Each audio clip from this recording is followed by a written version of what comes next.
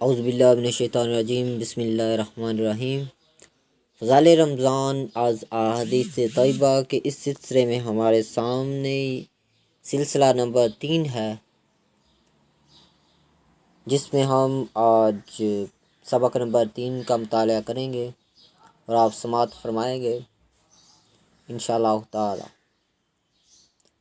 تحقیق ہے مفتی محمد ناشر جمالی صاحب کی اور آواز ہے اطلس علی۔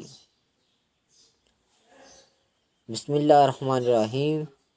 ہمارے سامنے سلسلے کی حدیث نمبر 9 ہے، جو کہ حضرت ابو مسعود غفاری رضی اللہ تعالیٰ عنہ بیان کرتے ہیں۔ وہ فرماتے ہیں کہ رمضان کا مہینہ شروع ہو چکا تھا کہ ایک دن میں نے رسول اللہ صلی اللہ علیہ وآلہ وسلم کو فرماتے ہوئے سنا، اگر لوگوں کو رمضان کی رحمتوں اور برکتوں کا پتہ ہوتا تو وہ خواہش کرتے کہ پورا سال رمضان ہی ہو۔ اس حدیث کو امام بہقی اور امام ابن خزیمہ نے روایت کیا ہے۔ حدیث نمبر 10، حضرت سلمان فارسی رضی اللہ تعالیٰ عنہ فرماتے ہیں کہ رسول اللہ صلی اللہ علیہ وسلم نے شعبان کے آخری دن ہمیں خطاب کیا اور فرمایا، اے لوگو، تم پر ایک عظیم الشان اور بابرکت مہینہ سایہ فگن ہو گیا ہے۔ اس میں ایک ایسی رات ہے جو 1000 مہینوں سے بہتر ہے۔ اللہ تعالیٰ نے اس کے روزوں کو فرض کیا ہے اور راتوں کے قیام کو نفل۔ جو شخص اس میں قرب الہی کی نیت سے کوئی نیکی کرتا ہے، اسے دیگر مہینوں میں ایک فرض ادا کرنے کے برابر سمجھا جاتا ہے، اور جو شخص اس میں ایک فرض ادا کرتا ہے، گویا اس نے باقی مہینوں میں 70 فرائض ادا کیے۔ یہ صبر کا مہینہ اور صبر کا ثواب جنت ہی ہے۔ یہ غم خواری کا مہینہ ہے۔ اس مہینے میں مومن کا رزق بڑھا دیا جاتا ہے۔ جو شخص کسی روزہ دار کی افطاری کراتا ہے، اس کے گناہ معاف ہو جاتے ہیں اور اسے دوزخ سے آزاد کر دیا جاتا ہے۔ نیز اسے اس روزہ دار کے برابر ثواب ملتا ہے۔ اس سے اس کے ثواب میں کوئی کمی واقع نہیں ہوتی۔ صحابہ کرام رضوان اللہ علیہم اجمعین نے عرض کیا، یا رسول اللہ صلی اللہ علیہ وآلہ وسلم، ہم میں سے ہر ایک روزہ دار روزہ افطار کرانے کی طاقت نہیں رکھتا۔ رسول اللہ صلی اللہ علیہ وسلم نے فرمایا، یہ ثواب اللہ تعالیٰ کے ایک کھجور کھلانے یا پانی پلانے یا دودھ کا ایک گھونٹ پلا کر افطار کرانے والے کو بھی دے دیتا۔ اس مہینے کا ابتدائی حصہ رحمت ہے، درمیانہ حصہ مغفرت ہے اور آخری حصہ دوزخ سے آزادی ہے۔ جو شخص اس مہینے میں اپنے ملازم پر تخفیف کرتا ہے، اللہ تعالیٰ اسے بخش دیتا اور اسے دوزخ سے آزاد کر دیتا ہے۔ اس میں 4 کام زیادہ سے زیادہ کرنے کی کوشش کرو۔ 2 کاموں کے ذریعے تم اپنے رب کو راضی کرو گے اور 2 کاموں کے بغیر تمہارے لیے کوئی چارہ کار نہیں۔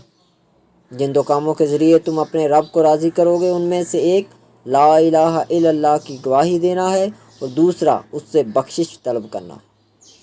جن 2 کاموں کے بغیر تمہارے لیے کوئی چارہ نہیں، ان میں سے ایک یہ ہے کہ تم اللہ تعالیٰ سے جنت کا سوال کرو اور دوسرا یہ ہے کہ دوزخ سے پناہ مانگو۔ جو شخص روزہ دار کو پانی پلائے گا، اللہ تعالیٰ اسے میرے حوض سے پانی پلائے گا، اسے جنت میں داخل ہونے تک پیاس نہیں لگے گی۔ اس حدیث کو امام ابن خزیمہ اور بہقی نے روایت کیا ہے۔ حضرت جابر رضی اللہ تعالیٰ عنہ فرماتے ہیں کہ رسول اللہ صلی اللہ علیہ وآلہ وسلم نے فرمایا، میری امت کو ماہ رمضان میں 5 تحفے ملے جو اس سے پہلے کسی نبی کو نہیں ملے۔ پہلا یہ ہے کہ جب رمضان کی پہلی رات ہوتی ہے تو اللہ تعالیٰ ان کی طرف نظر التفات فرماتا ہے اور جس پر اس کی نظر رحمت پڑ جائے اسے کبھی عذاب نہیں دے گا۔ دوسرا یہ ہے کہ شام کے وقت ان کے منہ کی بو اللہ تعالیٰ کو کستوری کی خوشبو سے بھی زیادہ اچھی لگتی ہے۔ تیسرا یہ ہے کہ فرشتے ہر دن اور ہر رات ان کے لیے بخشش کی دعا کرتے رہتے ہیں۔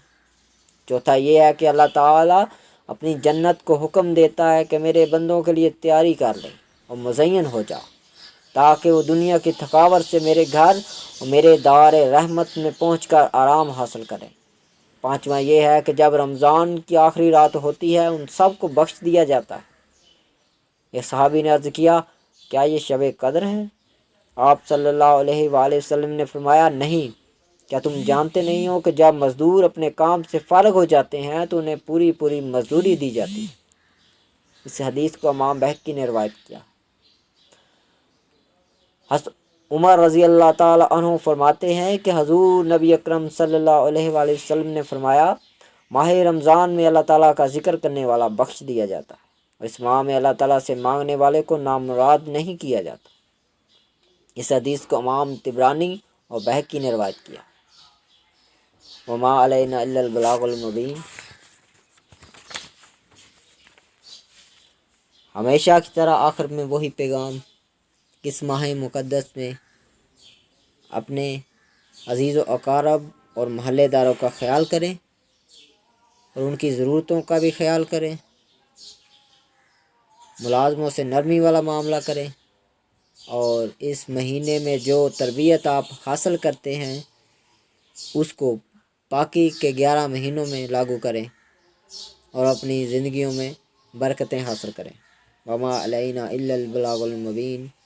السلام علیکم ورحمۃ اللہ وبرکاتہ۔